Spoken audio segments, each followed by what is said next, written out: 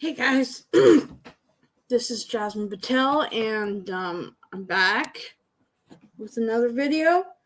And today I'm hanging out with Annie here to talk about something we all struggle with, and that's right, it's time management. So we're going to share some tips on how to master it in daily life and actually make it work for you. So let's dive in.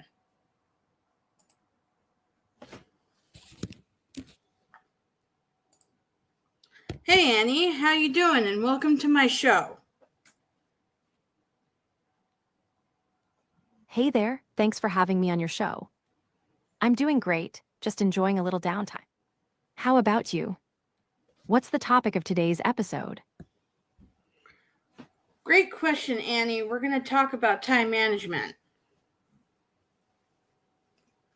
Ooh, time management. That's a big one. It's like juggling flaming torches while riding a unicycle, right? What's your biggest challenge with managing your time? Good question, but I'm going to be the one asking you some questions. So are you ready? Absolutely, I'm ready. Fire away with your questions. Okay. So the first question for you is, what's the first thing you do when you wake up to start your day strong? Great question. The first thing I do is stretch and take a few deep breaths. It really helps me feel grounded. Then I usually enjoy a nice cup of tea. How about you? What's your morning routine like? Well, when I wake up, I kind of give myself an hour to wake up. I check my phone, check my messages and everything. And once I'm all ready to go, I hop out of bed, I take a shower, I eat breakfast, and continue on with my day. So, are you ready for the next question? Absolutely. Hit me with your next question. How do you decide what's worth your time versus what's not? That's a tough one. I usually ask myself if it aligns with my goals or brings me joy. If it feels like a meh situation, I try to let it go. What about you? How do you figure out what's worth your time? Pretty simple. What's worth my time? Well, if I get the energy, like the motivation, then it's like, all right, it's worth my time. Let me do it.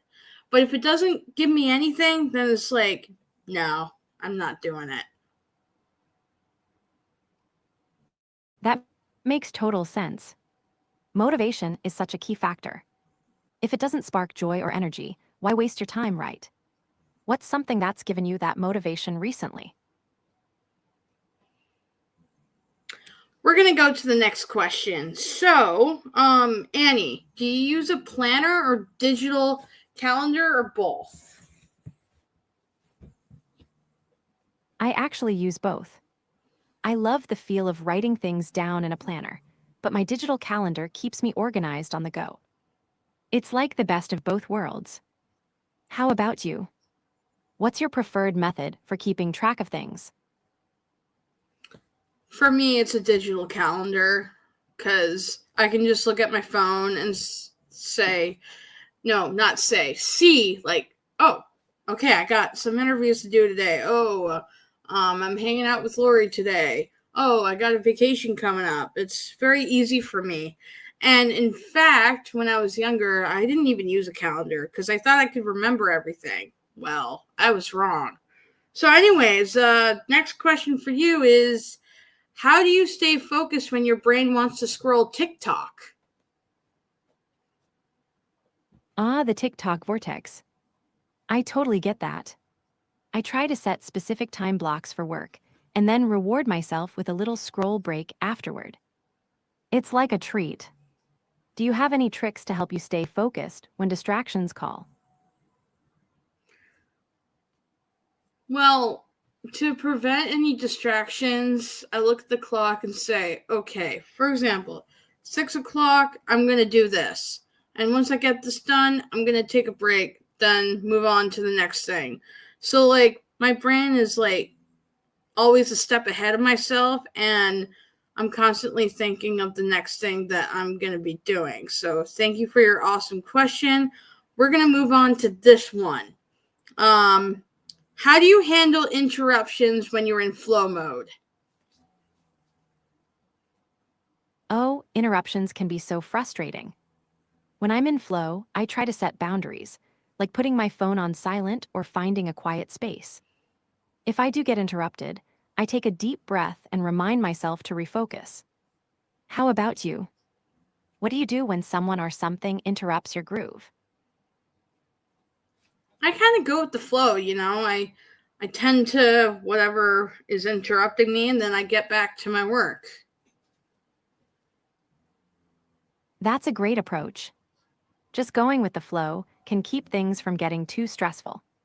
Plus, it's nice to be adaptable. What's something that usually helps you get back into your groove after an interruption?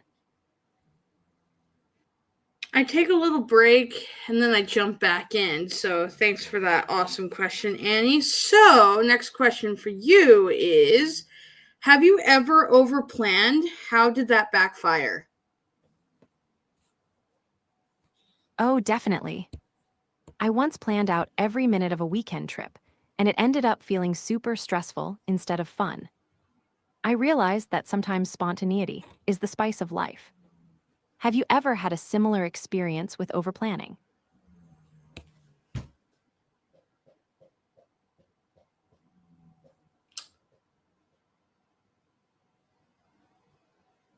Yes. Well, I can't recall a specific experience, but I've had times where I'm like, okay, from this time to this time, I'm going to do this. This time to this time, I'm going to do this. This time to this time, I'm going to do this, and so on.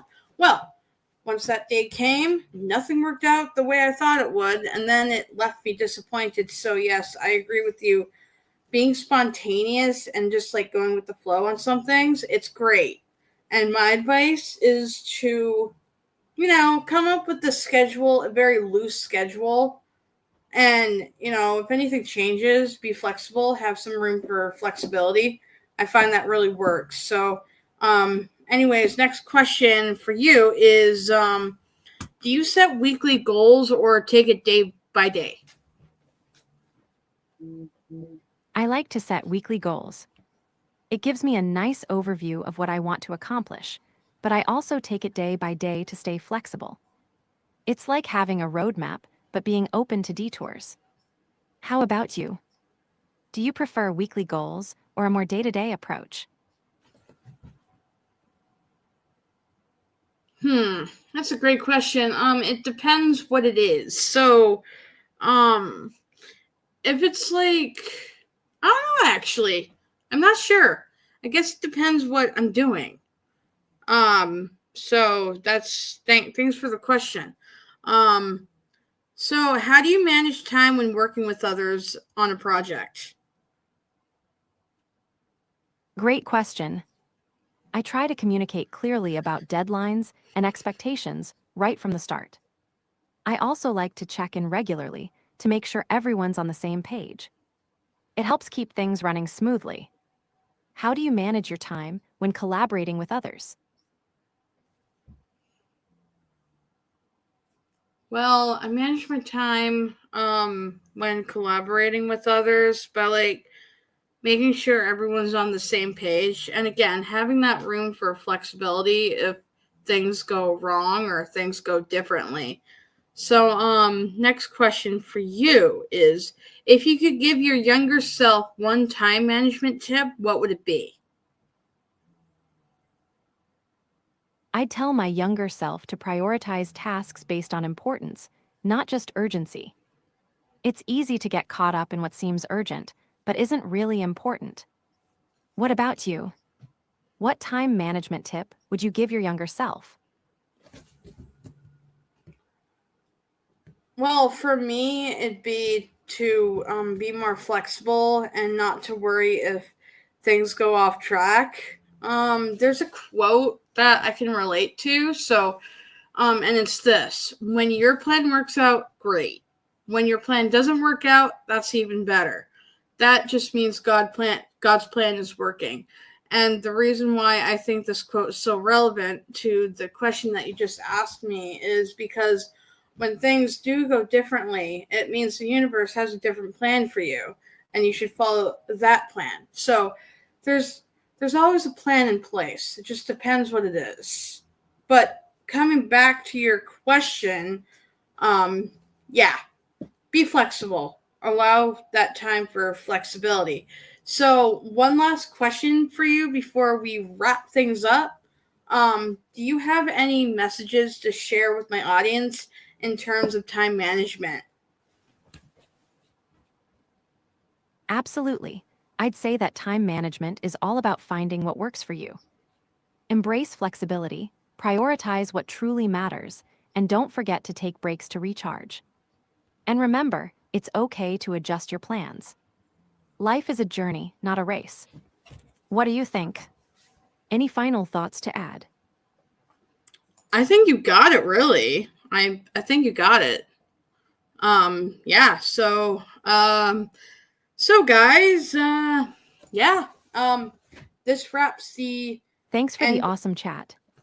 You really brought some great insights to the table. What's next on your agenda? Anything fun planned? So anyways, this wraps up the end of this video. I hope you had a good time watching it, and I hope you learned some things.